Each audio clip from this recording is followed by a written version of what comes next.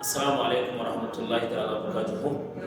Alhamdulillah muna godiya ga Allah subhanahu wa ta'ala. Sunana Nuhu Yakubu da kamfanin BF Suma Pharmaceutical. In kana da kyau ka kara da wanka. A hakullin taken mu in kana da kyau ka kara da wanka.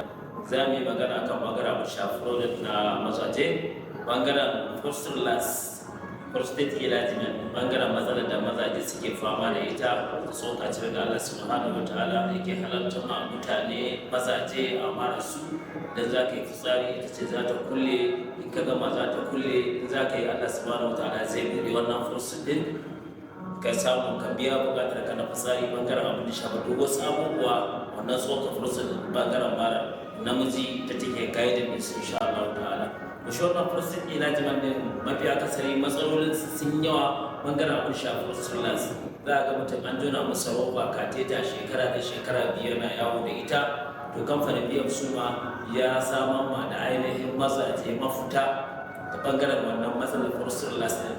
Akwai S-Power wani capsule shi ma gashi nan na mazaje ne. Akwai S-Power kofi shi ma na mazaje ne. Duk bangaren abin da ya shafi matsalar gida na bangaren abin da ya shafi iyali, in ka zo biyan sunan Allah da kankata ya ta saka insha Allah za ka samu biyan bukata insha Allah ta'ala. Wannan gani ya koriji insha Allah bangaren abin da ya shafi wannan product din. Sai kuma mu koma bangaren abin da ya shafi mataye wanda suke fama da matsalar infertility da kuma bangaren abin da ya shafi matsalar rashin haihuwa kenan. Wasu kwayoyin halittar su adadin su bai kai ba.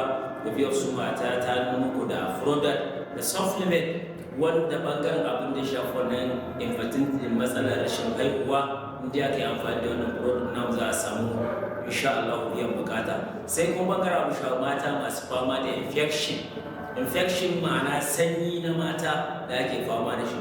To biyar su mata muku kyakkyawan shiri wanda ga kayan gyara jiki sannan kuma ga bangaren abin da ya shafi shi wannan infection da mata suke fama da shi. Kuma na supplement in kana da kyau ka kara da wanka. Assalamu alaikum wa rahmatullahi ta'ala wa barakatuh.